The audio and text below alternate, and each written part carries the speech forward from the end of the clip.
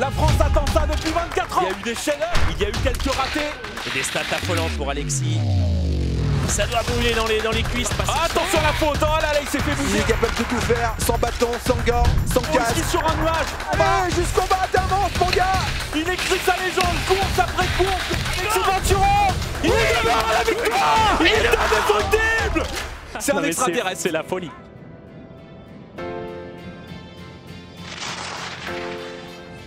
Le projet, c'est avant tout son projet.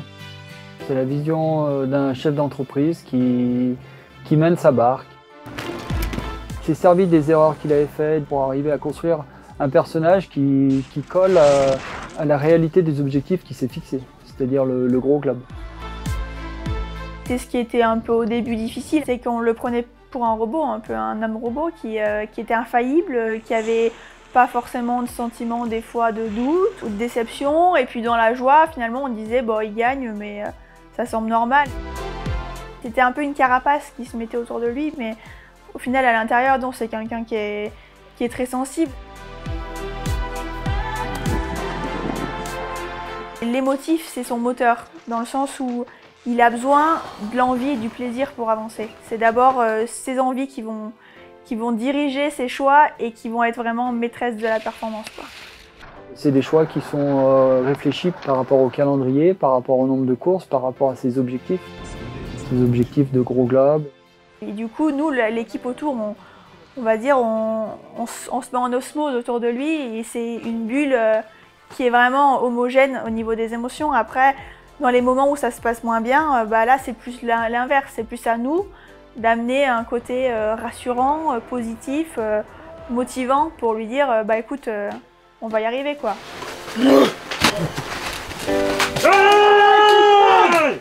Alexis en piste.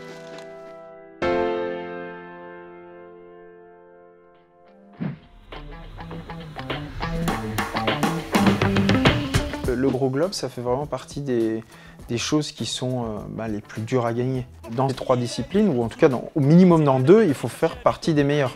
Alexis Pinturo qui en termine largement en tête. Oh, 1 seconde 26. Meilleur temps de la manche. S'il faisait qu'une discipline, il s'ennuierait, il serait peut-être déjà plus sur le circuit.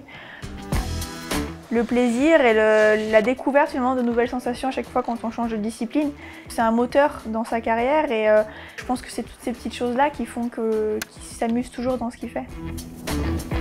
À vaincre sans péril, on triomphe sans gloire. C'est-à-dire qu'on est toujours plus heureux quand on s'est dépassé et qu'on a réussi à atteindre certaines limites de notre corps et qui nous ont récompensés. Il dit croire quand... Oh là là là là. Première extension, ouais, heureusement qu'il a des abdos, la bête.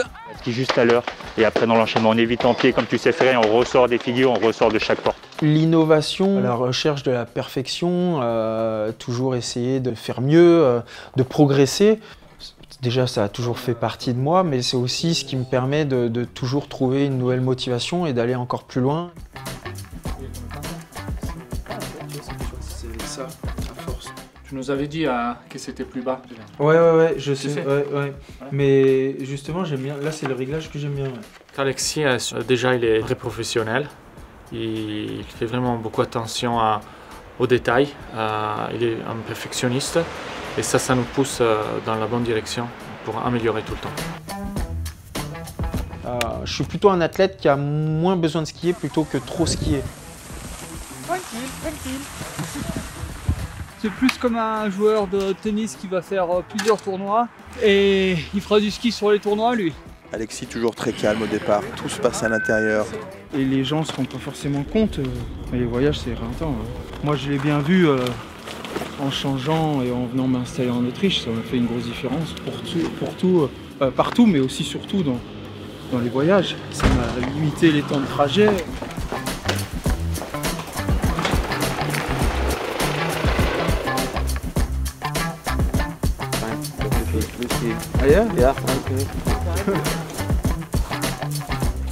On perd beaucoup moins d'énergie à la mise en place. L'avantage c'est aussi du skidoo. Là j'ai fait 6 manches aujourd'hui en 1 heure. Ce qu'on ferait normalement en pas loin de 2 heures. Il y a des fois quand je rentre dans une trop grosse routine, enchaîner un trop grand nombre de jours de ski, je suis moins performant. Pourtant, je suis peut-être mieux préparé, mais je suis moins performant. Du coup, pour moi, c'est un réel mix qu'il faut trouver entre repos, se vider la tête, faire différentes choses avec les personnes qui m'entourent, et puis tout simplement compétition.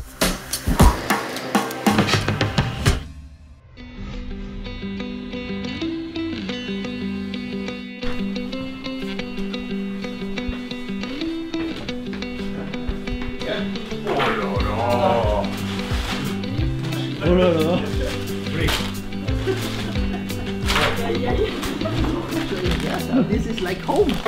J'ai voulu aussi amener au sein de mon groupe une cohésion avec des personnes que j'apprécie, que j'aime, qui sont des amis, ma femme, pour que ce ne soit pas uniquement une relation professionnelle, mais aussi une relation existentielle. Il est déjà en train de compter lui là-bas là. Du coup, je trouve que c'est plus simple, parce que pour la simple et bonne raison qu'il n'y a pas besoin de tourner autour du pot pour qu'on se dise les choses. Et je ne vais pas forcément les garder pour moi, ce que je faisais plus notamment dans un groupe fédéral. Trace au pied du piquet, moi je vais me mettre au milieu, Fab il sera là et puis on sera je suis d'une certaine manière le chef d'entreprise, mais c'est-à-dire que je peux me concentrer exclusivement sur la partie du ski, et où toutes les personnes qui m'entourent ont leur rôle qui est très précis, ils savent ce qu'ils ont à faire et je leur fais pleinement confiance. Si des fois tu pourrais aller à peine, aller chercher à peine plus loin, c'est les points de déclenchement. On a un fonctionnement complètement indépendant. Je suis au départ. On choisit clairement de savoir ce qu'on fait ou ce qu'on ne fait pas. On peut plus se cacher quand les choses fonctionnent comme ça, mais du coup on n'a plus d'excuses non plus. Et si les choses ne fonctionnent pas, on a aussi des réponses et des clés pour pouvoir corriger. Avoir l'opportunité de rebondir et de pouvoir réellement changer les choses.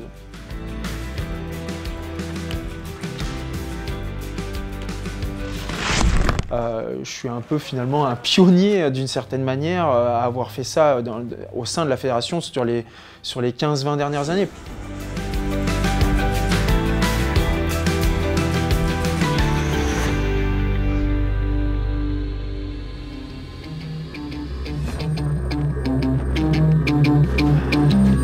Aujourd'hui, je pense que je suis beaucoup plus positif de manière générale que je pouvais l'être quand j'étais plus jeune.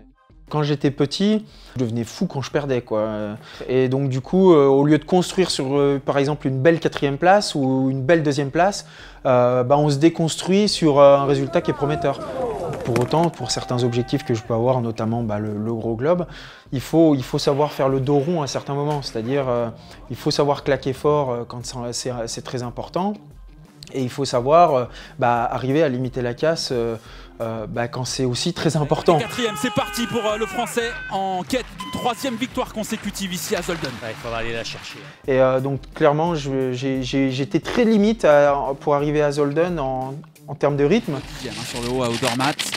Attention la faute, il s'est fait descendre. Il est pas... Et qu'on avait aussi fait le choix de retarder notre préparation avec mes entraîneurs et avec notre équipe pour arriver peut-être encore meilleur sur les périodes plus longues, plus difficiles, plus chargées, notamment à partir de décembre jusqu'à janvier. De ces 20 secondes d'effort, une 30e victoire en Coupe du Monde. Le mettre dans le dur. C'est là que c'était une première victoire, donc une victoire c'est toujours quelque chose qui est fabuleux. Ceci étant, on ne sait pas totalement à quel niveau on est dans les autres disciplines. Monter le curseur, mettre plus d'intensité, venir sur ses entrées bien saignants. Un 4e. À Santa Catarina, j'avais quelques petits soucis de matériel. Il manquait ça qui permettait de renverser un peu la vapeur.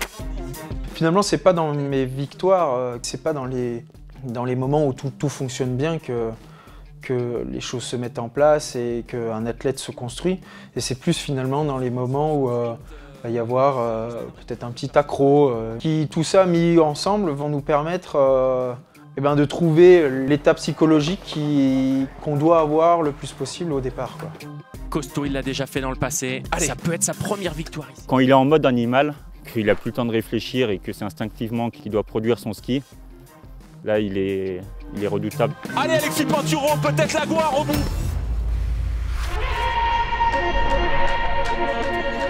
Coupe du monde, Alexis Pinturo, tout donné là sur le bas. Il faut nous faire vibrer, il faut nous monter, nous faire monter aux étoiles. Alexis Pinturo, il est devant la victoire. Le triplé derrière Altabadia à Delbodon, d'avoir pu gagner les 3 cette année, ouais, c'était quelque chose d'assez fabuleux, assez sensationnel. Tu me de dire qu'Adel c'est la Premier temps de la deuxième manche mais et le fixe. skieur absolu, c'est Pintou. Sur les 4 manches, concrètement, il produit quasiment le meilleur ski qu'on puisse s'imaginer. Et c'est aussi ce plaisir-là de se dire ce que je fais, c'est pas facile à faire, mais je m'amuse dans ce que je fais et j'ai l'impression finalement de le maîtriser. Je suis un skieur qui, quand les choses fonctionnent très bien, qui fonctionne et qui skie énormément à l'instinct. C'est-à-dire que il n'y a plus de pensée, les choses se font et se mettent en place de manière automatique et puis je sais où je vais et je sais ce que je fais, quoi, exactement. J'ai eu la chance cette année de connaître cette sensation très très souvent.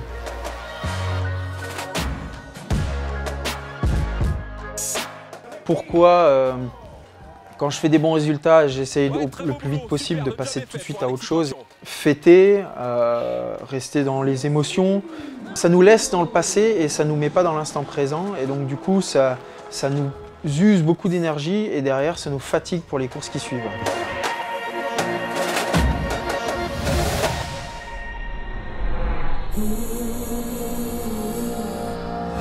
Mais franchement, cette deuxième manche, elle est... voilà. 7e. Ah, on est désabusé, on est complètement désabusé. Alexis Pinturo, lui, est incrédule en voyant la marque à côté de son nom. C'est un moment pour moi qui était pas facile parce qu'il fallait que je serre les dents le plus possible d'un enchaînement qui était long et qui avait été éreintant. Ouais. Si tu te dis j'arrive sur la course, je suis cramé, j'ai aucune chance, tu te tires déjà une balle dans le pied et puis tu peux déjà rentrer parce que tu te dis déjà que tu n'as aucune chance. Mais quand tu es fatigué, tu as beau te dire que tu l'es pas, ton corps est fatigué. Hein. Voilà, et puis après du coup c'est comme ça qu'il y a un peu plus d'erreurs qui arrivent parce que l'influx nerveux est moins bon, donc la réaction nerveuse est moins bonne, elle se fait moins à la fraction de seconde qu'il faut. Alexis. Classement de la discipline. Le clocher au milieu du village, creuse l'écart avec Odermatt, c'est important. Et poursuit cette série. On sait, il y a une porte qui est menaçante, c'est celle qui suit là pour les fautes d'intérieur. Et le bras perdu le bâton. Il a perdu le bâton droit. Il est capable de tout faire, sans bâton, sans gants, sans casque. Mais pas sans ski. Allez, jusqu'au bas, t'avances mon gars. T'as pas besoin de bâton. De 21,55. Il est deuxième à 13 centièmes. Il est devant Marco Odermatt. C'est incroyable. C'est un week-end parmi lesquels tu serres les dents, quoi. Plus que tu joues ou tu t'amuses ou tu fais ce que tu aimerais faire. Fatigué, 3 et 4, ça va? Ouais, ça va. Ouais. C'est surtout avec les fautes, quoi. Oh, la porte encore, mais la même. Il est dessous 3 fois, ça va pas jouer à grand chose avec le Suisse. 26, 0,4. Il est derrière Odermatt pour 6 centièmes. Les objectifs de jouer des classements, etc., ça laisse pas le droit à l'erreur et à la faute. Donc du coup, il faut toujours être assez déterminé et pas laisser peu de place au doute.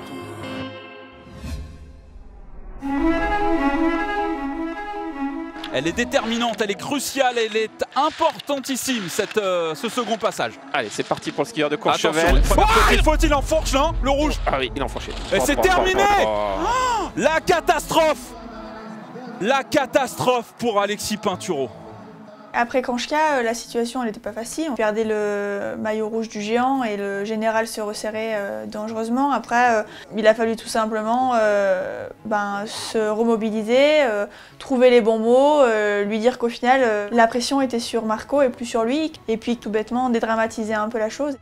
Finalement, on a toujours des doutes. Hein.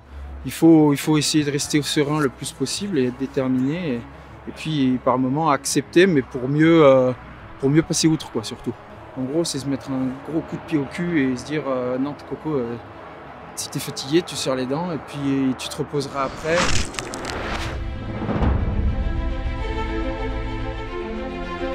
J'ai toujours eu tendance à dire que la chance, ça se provoque. Et au bout d'un moment, à force de la provoquer, elle nous sourit. Alexis Pinturo s'avance dans le portillon.